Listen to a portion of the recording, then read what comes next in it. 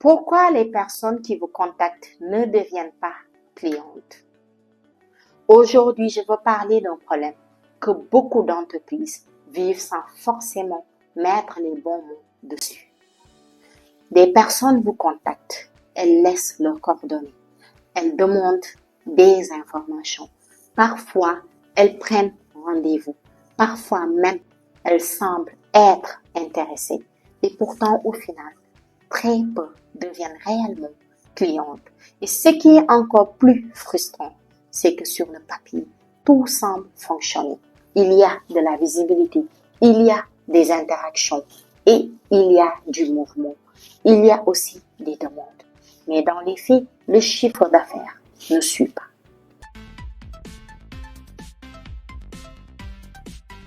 Et très souvent, la conclusion qu'on tire est la mauvaise. On pense que le problème vient des personnes, qu'elles ne sont pas sérieuses, qu'elles ne savent pas ce qu'elles veulent, qu'elles font perdre du temps.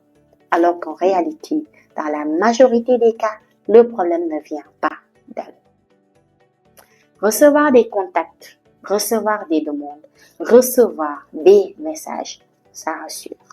Psychologiquement, on se dit que la communication fonctionne, que la visibilité est bonne, que l'entreprise est attractive. Et c'est normal. C'est normal parce que quelqu'un qui s'arrête, qui prend le temps de remplir un formulaire ou d'envoyer un message, c'est valorisant. Mais recevoir un contact ne veut absolument pas dire être en train de vendre. Ça veut simplement dire qu'à un instant précis, quelqu'un a été suffisamment intrigué pour vouloir comprendre quelque chose. Comprendre quoi exactement? Justement, c'est là que le problème commence. Beaucoup d'entreprises comptent les contacts, mais ne s'interrogent jamais sur la raison réelle pour laquelle ces personnes sont venues. Et tant qu'on ne comprend pas cette raison, on travaille complètement à l'aveugle. Quand quelqu'un vous contacte, il peut être dans des situations très différentes. Il peut vouloir comprendre un sujet, comparer plusieurs options, rassurer sa direction, préparer un budget, gagner du temps ou tout simplement vérifier qu'une solution existe. Très peu de personnes vous contactent en étant déjà prêtes à acheter. Et le problème n'est pas que ces personnes existent, c'est tout à fait normal et même sain. Le vrai problème, c'est quand l'entreprise parle à tout le monde exactement de la même manière, comme si chaque contact était une opportunité immédiate de vente. C'est comme parler de prix, de contrat et d'engagement à quelqu'un qui n'en est qu'au stade de la réflexion. Forcément, la personne recule, pas parce que l'offre est mauvaise, mais parce que le timing n'est pas du tout le bon. Beaucoup d'entreprises pensent être claires parce qu'elles maîtrisent parfaitement leur offre, leur discours et leur métier. Mais être clair pour soi ne veut pas dire être clair pour l'autre. La personne qui vous contacte arrive avec son propre contexte, ses propres urgences, ses propres peurs, ses propres contraintes. Très souvent, ce qu'elle comprend n'est pas exactement ce que vous pensez avoir expliqué. Elle écoute, oui. Elle acquiesce, oui. Elle trouve ça intéressant. Et ensuite, elle disparaît dans la nature. Pas parce qu'elle n'est pas intéressée, mais parce qu'elle ne se reconnaît pas totalement dans ce qu'elle a entendu. Et ça, ce n'est pas un problème de motivation. C'est un problème de compréhension. Quand les ventes ne suivent pas, le réflexe est presque toujours le même.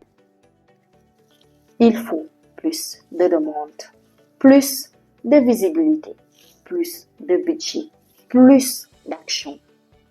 Mais plus de personnes mal comprises, ce n'est pas plus de clientes. C'est plus de bruit, oui, plus de confusion, plus de perte de temps pour les équipes, plus de frustration pour les commerciaux et plus d'impatience côté direction. On fait plus, on dépense plus, on s'agace plus, sans jamais traiter le vrai problème, qui n'a jamais été le volume, mais la compréhension réelle de l'intention des personnes qui contactent l'entreprise. La question centrale n'est pas de savoir pourquoi les personnes n'achètent pas. La vraie question qu'il faut se poser, c'est pourquoi elles sont venues au départ. Qu'est-ce qu'elles cherchaient à ce moment précis? Qu'est-ce qui les a poussées à laisser leurs coordonnées maintenant et pas avant, ni plus tard? Tant que cette question reste floue, tout le reste devient approximatif. Les discours, les propositions, les relances, les décisions. On parle sans vraiment savoir à qui on parle. On propose sans vraiment savoir ce que l'autre attend. Et on insiste parfois là où il faudrait simplement clarifier ou guider.